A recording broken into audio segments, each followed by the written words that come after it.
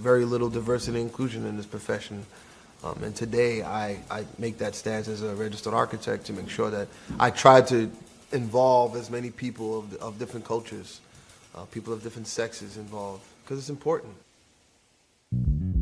So you go to college, you get a degree in architecture, you get a job.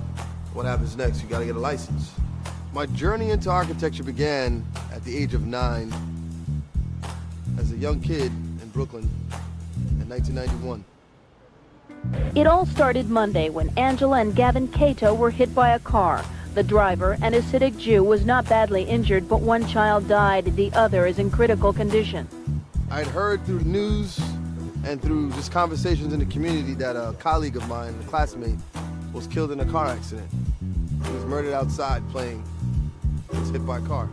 And just after 8 last night, when a car driven by a Hasidic man went out of control, eventually slamming into a pair of 7-year-old children. The community was in an uproar. Politicians were coming to the school. They wanted to hear what the community and the administration had to say about the incident. Many had ideas, many had frustrations. I could sit at City Hall or Gracie Mansion. I'm here because I care. But it all came to culmination one day, standing right here, when I witnessed a car proceeding to stop at the stoplight, have a verbal exchange with some students who were crossing the street. I don't know exactly what was said, but it got heated real quick. Within 15 minutes, the car was upside down, and the man inside, the driver, who was trying to get out, was probably more fearful for getting out than staying in the car. But what I learned at that moment is the value of space. People were willing to die over the little space that they had. I built my first structure at the age of 15. My family had moved from Brooklyn to Long Island to a small town called Elmont.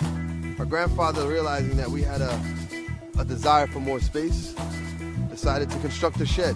That was the first time you built anything? Yes, I wanted somewhere to put stuff in. So he went to the local hardware store, bought a shed, sought my help as I was free, available labor, and apparently, as he shared, I was able to reach things. I don't know if he ever built anything else before, but when we finished that shed, we had such a sense of pride. At the age of 16, I was fortunate to go to a high school which was one of the most diverse communities in the country. I wrote a report on IMP.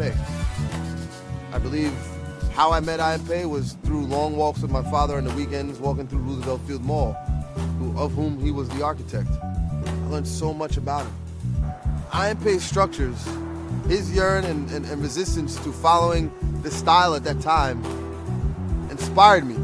Don't fit into the mold, try something different. As part of my work of working on schools and public buildings, I was sent to visit a prison. I saw all of these black and brown faces on the other sides of the bar. And the faces who resided in these prisons weren't the faces designing them. So I got my license, came back to Brooklyn. I started my firm called Bolt Architecture with my college roommate, and we are on a path to create spaces that manifest new and innovative ideas. And as part of our practice, we believe that people of color should have the opportunity to define and create their own spaces. And I will assist them at any chance that I can. I dream one day that any day USA, at any elementary school in the USA, that one of the 5 professions that a young student says is to become an architect. My name is Ibrahim. I'm a father, son, mentor, architect, president of the New York Coalition of Black Architects, partner and chief creative director at Bolt Architecture.